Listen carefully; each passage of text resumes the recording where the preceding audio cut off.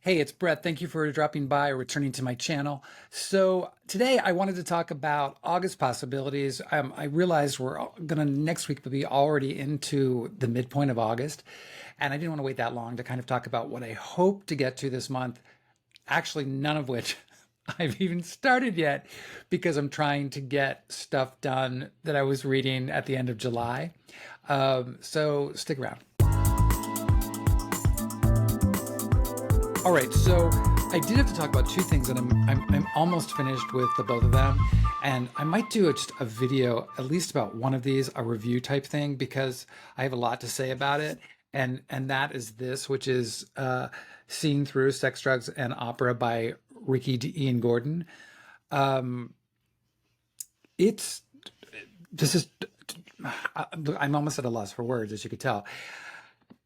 I didn't know anything about Ricky and Gordon. I'm just going to suffice to say I've been completely captivated by this. He is an opera composer, um, but I will go into a more in-depth review of this. But I this has just been incredible. So that's the first thing, and then the other thing, which I've been listening to on audio as well as the book, is "Say Nothing" by Patrick Radden Keefe. Wow, this came out a few years ago. I've had it forever. And I'm so glad I never gave the book away because I don't know why, but there's suddenly been all this interest generated about this. And maybe it's for me because I've fallen in love with so many Irish writers and that whole world. And this is all about the IRA. It starts with a woman going missing. It's all nonfiction, really incredible. Hulu is developing a series based on this, a limited series, 9 episodes, which it's well underway in terms of the filming. The cast has been done already. But oh my gosh, it is so good. The audio is excellent. And when I go into my wrap up for the end of this month, I will get you all the specifics on who was on the audio because I don't have it today and I'm sorry. But this is also great. So just to say, like, I'm in the middle of two phenomenal nonfiction books, which is always to me so exciting. So there you go. All right. So in terms of August, obviously with the Booker being announced, I have 7 books that I still have not read from the Booker. So I'm going to try to knock out half of them now and then half of them at the beginning of September. And if I get through a lot of these other books, then I'll keep going with the Booker, or, who knows. All of these are not set in stone in terms of this pile of books I have. I'm not going to go into in depth about what all these are about because they've all been talked about on the Booker, and certainly you can go to the Booker website and they'll tell you more about them. Orbital is one. This is going to be my next book. Uh, Held by Ann Michaels, which I know Simon Savage Reads loved this, so I'm excited about this.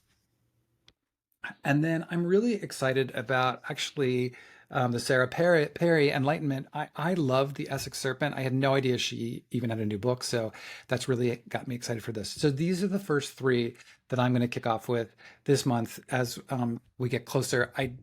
I just got approved on NetGalley to read the Rachel Kushner book, which I was really excited about because it's not coming out in the States till right up against the awards. So that has made me very excited. And then I had to order one of the books from the UK, which I'm waiting for that. Okay. So, in terms of the other things I want to read, I have 6 books here. First is, I talked about this earlier in the week or last week, I think, because it just got released. Someone Like Us by Dina Mengestu. Hearing great things about this.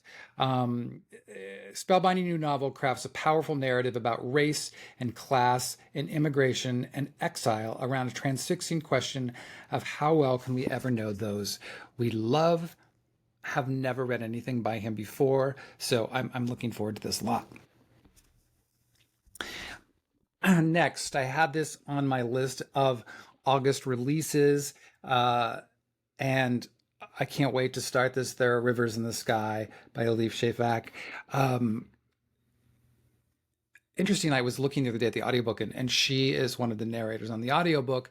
I have a good friend of mine, Lori, who is reading it right now and said it's absolutely beautiful. So I'm really excited. I loved The Island of the Missing Trees. So can't wait for this one. Then Long Island Compromise by Taffy Brodesser Akner. Loved Fleischman in Trouble. Thought it was fantastic.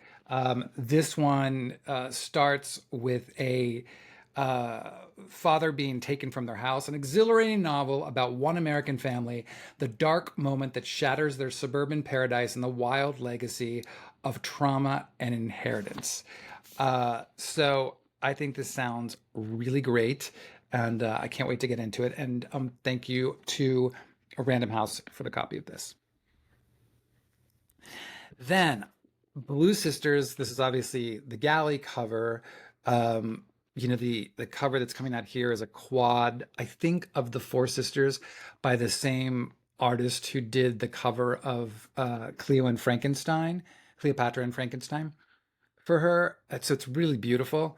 I did not read Cleopatra and Frankenstein. I have it. I've never read it, but I've heard this is even better. So I'm going to start here. But I'm really excited for this. This is about four sisters that are estranged. One of them dies, and they all come back together. And what happens? So sounds great. And then the last two, the first is The Rich People Have Gone Away, which I just talked about this in my last video or the one before by Regina Porter. This is a story about a very diverse group of New Yorkers who all come together to help solve the mystery of this woman who has disappeared.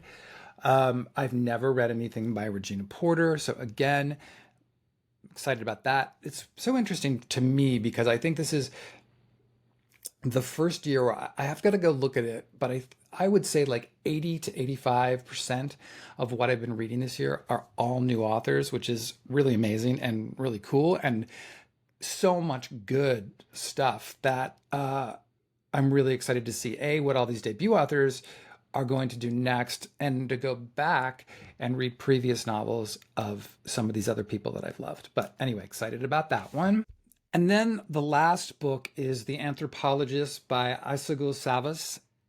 This first came to my attention through the writer Kyle Dillon Hertz, who wrote The Look Back Window, which I absolutely loved last year. And I follow pretty closely a lot of the books that he is recommending and reading because I find that we jive with a lot of the same type of books. And he said this is just truly beautiful and just incredibly well written. I think it's the coolest cover, but it says, excuse me, I'm going to put on my glasses so I can see people. Asya and Manu are looking at apartments, envisioning their future in a foreign city. What should their life look like here? What rituals structure their days? Whom can they consider family? As the young couple dreams about the possibilities of each new listing, Asya, a documentarian, gathers footage from the neighborhood like an anthropologist observing local customs. Forget about daily life, chides her grandmother on the phone. We named you after a whole continent and you're filming a park? Back in their home countries, parents age, grandparents get sick, nieces and nephews grow up, all just slightly out of reach. But Asya and Manu's new world is growing too, they hope. As they open the horizons of their lives, what and whom will they hold on to, and what will they need to release? Unfolding over a series of apartment viewings, late-night conversations, last rounds of drinks, and lazy breakfasts, The Anthropologist is a soulful examination of home building and modern love, written with Aysegul Savas' distinctive elegance, warmth, and humor. Doesn't that sound so good? So, and Garth Greenwell calls it mesmerizing.